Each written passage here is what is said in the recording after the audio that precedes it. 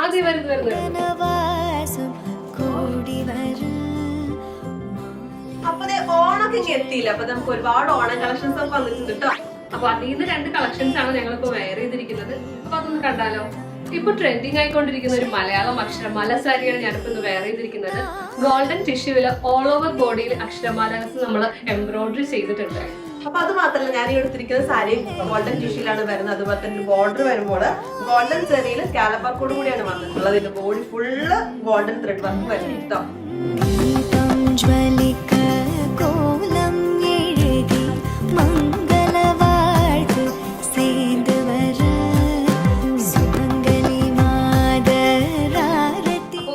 ഒരുപാട് ഓണം കളക്ഷൻസ് നമുക്ക് വന്നിട്ടുണ്ട്.